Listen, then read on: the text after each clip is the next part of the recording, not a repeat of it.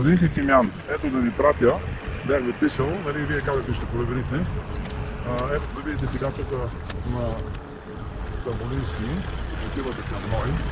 Хубавия ремонт, който направиха Бонка и Терзиев. Погледнете сега. Всичко беше засипано по този механизиран програмно студио. Видите как го оставиха. Всичките плочки са направени на гливо. Една се няма бордюра, има разстояние, както да се направи. Къде беше на плочката?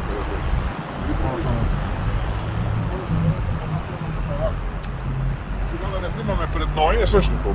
Те смениха тук и тук много бавно, може би месец и половина е тази отсечка я сменяха, безобразно. Вижте сега. Така, вижте. Ето. Това всичките плочки са така. Така, сега дай една тук. Вижте безобразие. Ето сега от тази страна заснето. Същото е, продължава след това, същото пред Ной.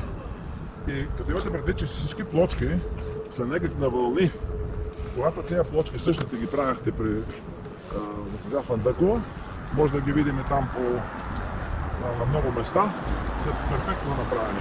Същите плочки гладки като гланц. Ето ги сега техни. Да не говорим, както вие показахте, на колко места, като са асфалтирали канала, е този канал, и да може да имате вода. Ето и тук е същото. Ако нанес вода, те ще дойде тук, а не в канала. Асфалтирали около дървото, да няма откъде да попие вода дървото, асфалтирано дърво. Значи, първо сега изцяла София, да снимам как да питаха нещо, не ремонт на ремонта, ами два ремонта на ремонта. Това да се прави. Моля ви се, тия работи ги давайте, показвайте, защото те преди нямаше нищо за показване, къде ходиш на Дондуков пом с една кирка, бяха панати през нощта, с една кирка да купаят те плочки, ще показват, че ето на.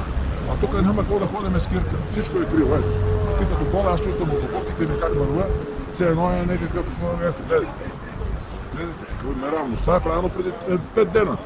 И те, знаете какво направиха? Засипаха го цялото с бял прах. Още не се, гледайте, магазините са изсапани. Цялото го насипаха с бял прах и се заминаха. Вече вятъра го разнесе праха.